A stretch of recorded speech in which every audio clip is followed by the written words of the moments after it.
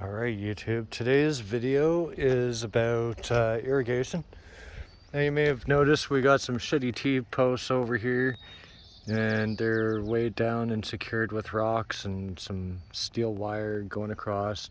That's just to keep the deer out, makes it a little easier. It's a little bit better than the fishing line trick, and they have not gone into our plot.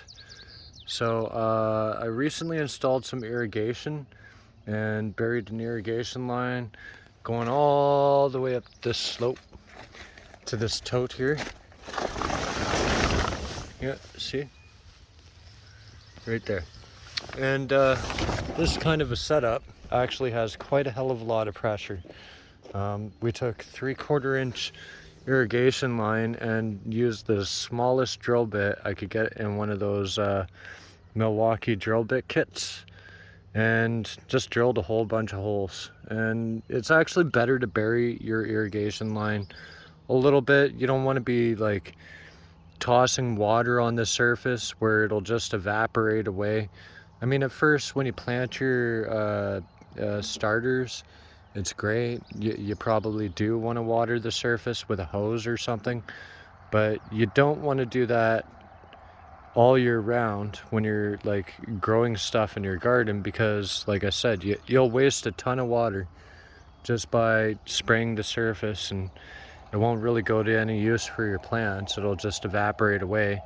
So we've got 5 irrigation lines going down the length of this bed, and holes drilled in the irrigation lines every 3 inches or so, and that's enough to keep her watered. I could literally drain this 1,000 liter tote in about 4 minutes into that garden. Obviously I don't want to do that, you know.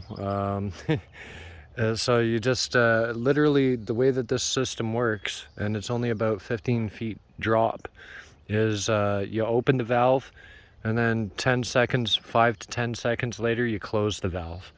And that's all you really have to do. And to capture any moisture that might run away, we've done a layer of hay underneath, kind of like that, and then just put a foot of dirt right on top. So that's the way to do it if you don't want your garden to become a watering drudgery for the summer. Because I'm sure we all know people that have fantastic gardens, and they just spend all fucking day watering. You don't want to do that.